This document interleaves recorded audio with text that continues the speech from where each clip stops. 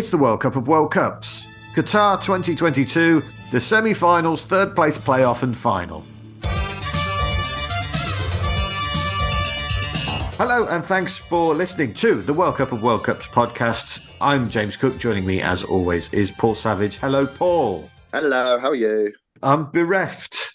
They've taken away all our football. First they take away the 10 a.m. games and I said nothing, for I had watched most of the 10 a.m. games. Then they took away the 2 games a day and I said nothing. And now we have to wait until Boxing Day for the Premier League to come back. That's a whole week. What am I going to do? Am I going to go see Woking versus Aldershot in the National League? Yes, I am. The great news, though, is that it's only 3.5 years to the next World Cup. And only 18 months until the Euros, which means it's only a year until we start doing the World Cup of World Cups Euros of Euros edition.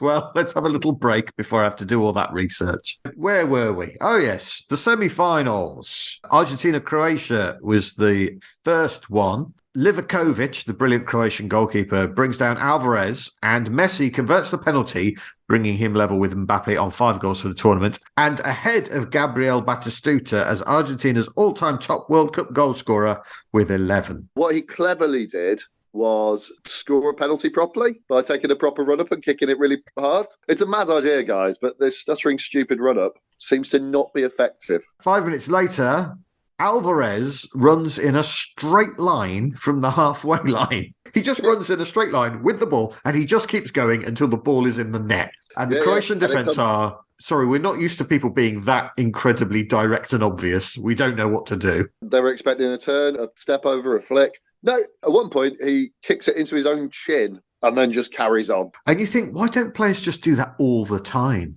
I have been watching this World Cup, and I kind of want to set up a game that is just dribbling and just see what happens.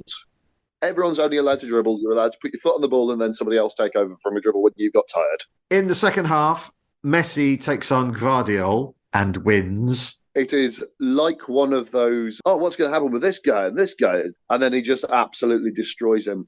I mean, he's going to be on his deathbed going, I put my foot in the right place, and then he wasn't there. And Messi pulls the ball back for Alvarez to score a third. And so, yes, it turns out to be a fairly regulation 3-0 win for Argentina. Croatia had dominated large portions of the game, but they really, really missed someone like Mario Mandzukic. I mean, Mandzukic was on the bench as a coach, but he did get sent off. So Argentina are in the final for the first time since 8 years ago. You forget that they've been there quite recently. And then the other semi-final is France-Morocco. Theo Hernandez puts France 1-up after 5 minutes. And you think, well, that's that then. It was fun while it lasted. But it's not as simple as that. I mean, Morocco have brought back the clearly injured Romain Saïss. And you can see things are wrong when he gets outpaced by Olivier Giroud. And you think that's not right. It's like Masters football where you go, yeah, they're both brilliant, but they're gone. And once they sub him off and change to 4 at the back, Morocco start to dominate the game. But a bit like Croatia the day before, they just can't score. 44 seconds after coming on as a substitute, Randal Kolo Muani pounces on a rebound to score his first international goal and France's second, and it is the third fastest goal by a substitute in World Cup history after Richard Morales, Uruguay versus Senegal in 2002, and Ebi Sand, Denmark versus Nigeria in 1998. So those have all happened against African opposition. Theo Hernandez's father, and therefore also Lucas Hernandez's father, Jean-Francois, was also a footballer who played for Atletico Madrid. He went missing in 2004, but earlier this year, L'Équipe found him living in Thailand. I bet he's got some stories. Yeah, I don't think I want to hear them, to be honest. So France are in their second consecutive World Cup final and looking to be the first holders to retain the title since Brazil in 1962, and Deschamps looking to be the first man to win 2 World Cups since Vittorio Pozzo of Italy in 1938. Ow! I knew that. I did know that. I didn't know it was Vittorio Pozzo, but I did know it was Italy. And for the second consecutive World Cup, the third place playoff is a replay of a group game. It is a replay of the worst group game. So it was really nice that they remembered what they were doing this time. It's Croatia against Morocco. Josko Gvardiol heads Croatia in front from a well-worked free kick after 7 minutes. And then Ashraf Dari heads in an equaliser just 2 minutes after that. And you think, my God, it's going to be a goal fest. Mislav Orsic scores the winner 3 minutes before half-time with a lovely curling shot that goes in off the post. And there are no more goals. And I'll be honest, I had a bit of a nap in the second half. Do you know who else had a bit of a nap in the second half? All of the players. It is Croatia's second win at this tournament. They beat Canada and then they beat Morocco in the third place playoff. They're just really good at penalties.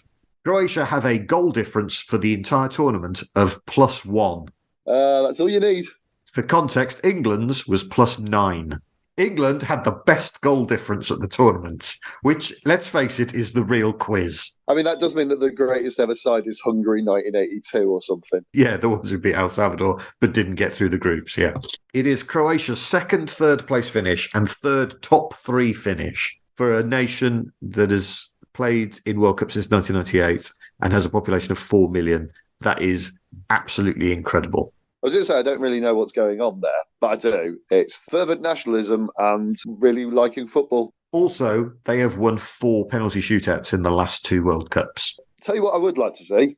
You could do a World Cup of penalty shootouts in one day in one stadium. I think that would be really fun. Players wouldn't mind going to that because it would be one day and you're not going to get injured. Just penalty shootouts. Just penalty shootouts. But if it's a tie after 5 penalties each, they have to play a full game to decide it. Yeah. Who were the last non-European team to finish third at a World Cup? I'm going to say South Korea. No, they finished 4th. I'm going to say Turkey. Turkey are a European team. They play in the European qualifiers. I know, but they're confusing. I don't know, James. Brazil in 1978. I was going to say Brazil, but I was like, no, that can't be right because I don't remember them doing it. Yeah, 1978, well, that'd be why I don't remember it. It's a long time ago. Morocco's 4th place is Africa's best ever finish at a World Cup. They scored 6 goals in the whole tournament, which is how many England scored in their first game. Morocco kept 4 clean sheets, the most at this World Cup. And yet they don't win the Golden Glove. Because those were across 2 different goalkeepers. Oh, of course. Morocco, coached by Valid Regragui. I hope that he has a little brother called Invalid Regragui. Yeah. Nicknamed Avocado Head. Was appointed on the 31st of August this year. Do you know what the problem is with these millennial Moroccan coaches? They spend too much on avocado heads and Netflix, not enough buying a house. To the final then. France versus Argentina. Both teams had won the title twice, so they're looking for their 3rd win. Halfway through the first half, Angel Di Maria is fouled by Dembele, and Messi scores his 6th goal of the World Cup, which includes 1 in each knockout match. It's his 4th penalty of the World Cup and 3rd in consecutive games. So he's got a penalty in the quarterfinal, semi-final, and final. He has also missed a penalty during this tournament. Can we have dings for being the first person to score in every round of the knockout? No, because Jairzinho did it in 1970. It didn't have a round of 16, but it had a quarterfinal, semi-final, and final. It's the round of 16 one then, so we'll have a ding for that. Messi is the first player to score in a round of 16, quarterfinal, semi-final, and final. And also the first player to score in the groups, the round of 16, quarterfinals, semi-finals, and finals. And the first player to do all of that and score a penalty in the penalty shootout. So that goes in, and you think, well, it was a foul, but it was a fairly soft penalty, and I hope that's not the only goal of the game. And then on 36 minutes, a brilliant team move, including Messi, Alvarez, and McAllister, is finished off by Angel Di Maria to make it 2-0, and you think, blimey, well, that's that then. Then Didier Deschamps does some very early substituting. He does. He makes some very brave substitutions, to his credit. He takes off Giroud and Dembele. So Giroud's off, and he scored 4 goals this tournament, but he's decided, no, we're taking him off. I think mainly for emptying his nose on international television just after Di Maria scored. Well, there has been a thing going around that the French had a virus in the camp. And they were playing like that. Also, clearly they had a virus going in the camp because Olivier Giroud seemed to have most of it off his nose. I'm not surprised they have viruses if that's their nasal hygiene. So he brings on Kolo Muani and Marcus Thuram. And in the second half, he takes off Griezmann, who'd been France's best player in the whole tournament, and brings on Eduardo Camavinga, the youngest player in the French squad. He was born in a refugee camp in Angola in 2002. Is Thuram, with him being Lilian Thuram's son, is that the first time father and son have played in World Cup finals? Yes. Do you know who Marcus Thuram is named after? I really hope it's Marcus Trescothic. Well, bearing in mind what we've discussed about Lilian Thuram in the previous episodes, then I'm going to have a guess that it's Marcus Garvey, the celebrated black thinker and philosopher. It is, yeah. He's named after Marcus Garvey. Yes. Anyway, the game feels like it's petering out. I remember looking at the clock at like 75 minutes going, this is just turning into nothing, isn't it? France had been better in the first 20 minutes of the second half, but it did look like there was no way through. With 10 minutes to go, Otamendi brings down Thuram and Mbappe scores his 6th goal of the World Cup from the spot. And then 94 seconds later, the shortest gap between goals at this World Cup, substitute Kingsley Coman robs Messi of the ball just inside the Argentina half. And that starts a move which ends with a brilliant 1-2 between Mbappe and Thuram. And Mbappe goes ahead in the Golden Boot with a volley and sends the game into extra time. Which was so annoying for me specifically because I had a gig in Colchester. I was packing my bag and then extra time was, I'm listening to it in the car, but I kind of want to watch it. Oh, mate, what an extra time. 2 teams trying to win. I really enjoyed the commentary. If there's one thing I can give a shout out to over this last month is how good Five Live is. And if the BBC want to, pick up this podcast and put it on Sounds, we're open to it.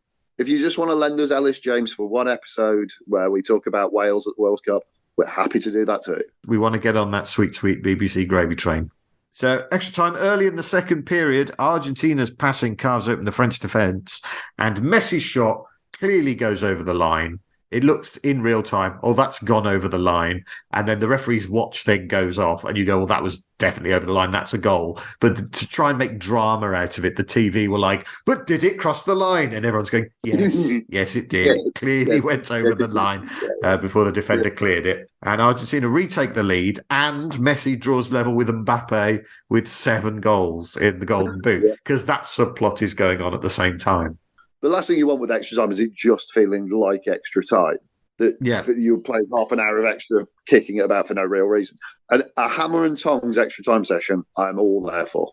And it was that. And France are pushing for an equaliser. Argentina are going into full time-wasting mode and taking it to the corner.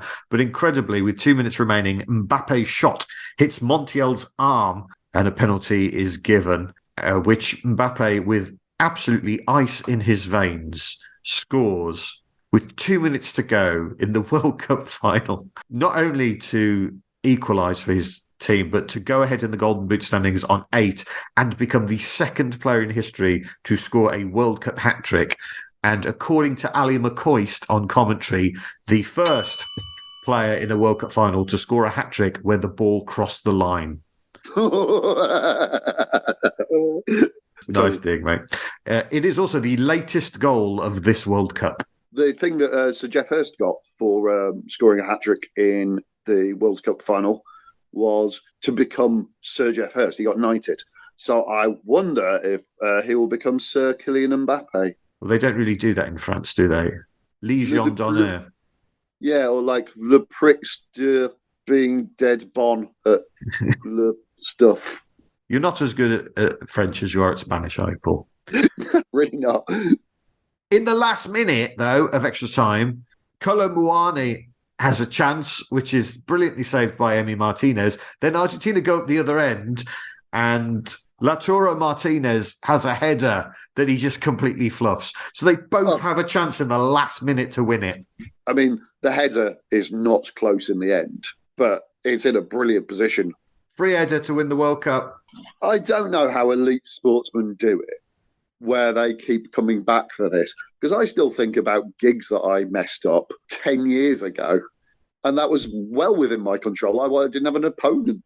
So to penalties, the third World Cup final to go to a penalty shootout and the second one to include France. And after Mbappe and Messi both score theirs, Aston Villa's Emiliano Martinez, the first Aston Villa player to play in a World Cup final, saves from Coman. By the way, I really did like that Mbappe and Messi did take the first penalty for both their teams. I thought that narratively was very enjoyable. Don't do a Neymar. Just go, and they both went and hit very good penalties.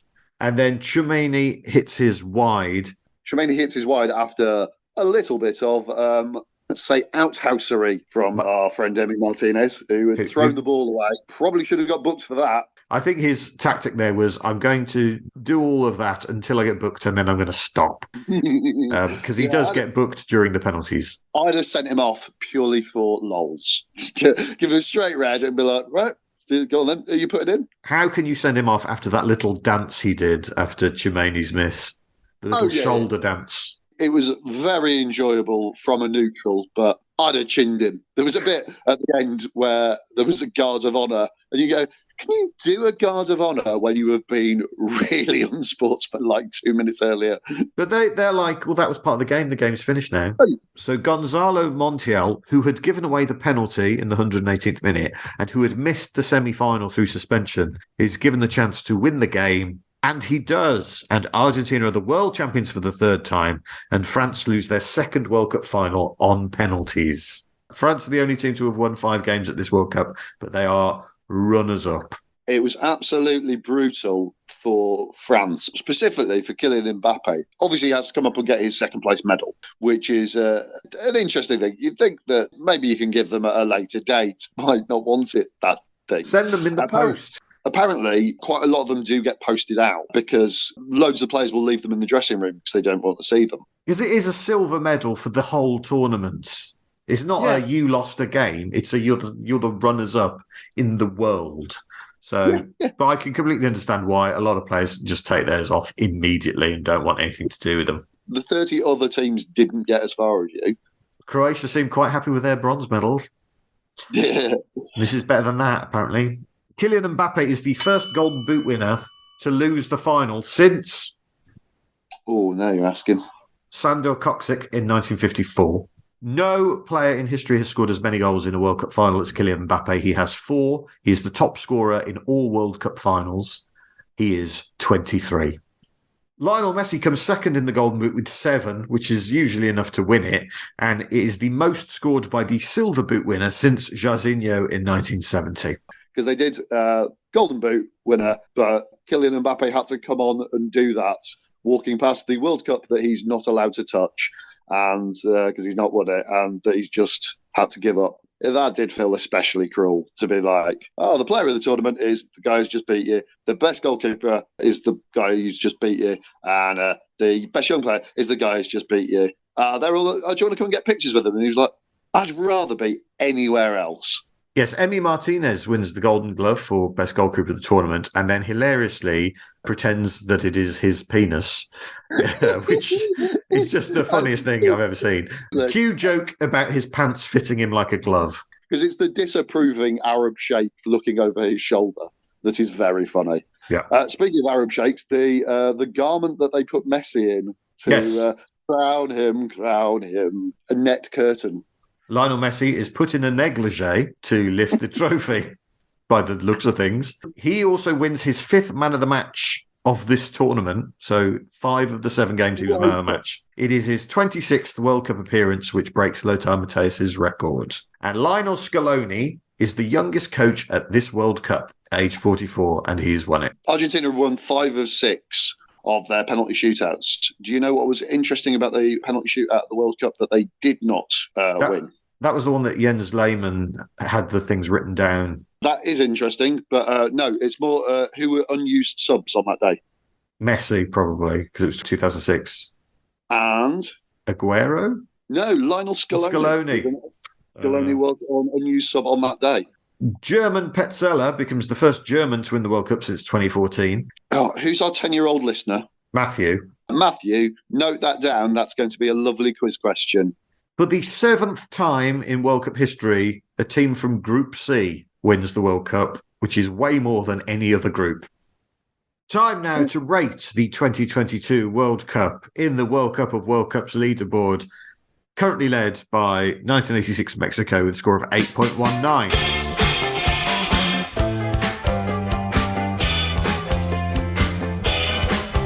First category, host. Just trying to think of nice things to say. None of the games were rained off. Then, there's the whole migrant workers, hundreds of deaths, massive corruption, stamping of human rights, and problems with LGBTQ stuff. We don't want it to be in countries where there aren't human rights or workers' rights. We don't want that anymore. It's 2022. Innovations. Air-conditioned stadiums. 5 subs allowed, in a 6th in extra time, and then concussion subs are allowed. Incredibly, France made 7 substitutions in the World Cup final. And the way that they added extra time was innovative. It was the first World Cup in the winter. Actually, I thought that was fine. Oh, it's also the first World Cup to be in one city, essentially. Since 1930. As a concept, that's quite a good thing. Maybe football games are better when players don't have to go on 6 or 7 hour flights in between matches. Controversy. I mean, in terms of the actual football. There was no goals that shouldn't have been goals, or should have been goals, like there were at various other ones. There was some inconsistency with some of the decisions. And then the refereeing in England versus France. I would like to hope I'm not being horribly biased and patriotic here. I think that was genuinely poor refereeing. Shocks. Hundreds. But how many of them were substantial shocks? Because Saudi Arabia beating Argentina, shock. But had no effect, ultimately. Brazil losing to Cameroon. Brazil send out the reserve team. France losing to Tunisia. France sent out the reserve team. I mean, Germany and Belgium going out in the first round. Morocco beating Belgium, Portugal and Spain. Massive shocks. Morocco getting to the semi-finals. That was the big headline shock. Croatia beating Brazil on penalties.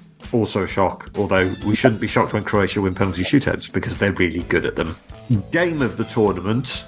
Not allowed to say the final because that's going to have its own category. Argentina-Netherlands was a fun one. Morocco against Portugal, also a really good game. Morocco against France in the semi-final was really good. I can imagine that France-England was a fun game for the neutral. Saudi Arabia beating Argentina was a good game. Cameroon 3, Serbia 3. Oh, yeah, that's game of the tournament. That was so fun. Goal of the tournament. There have been some brilliant team goals, particularly in the latter stages. There were 2 in the final.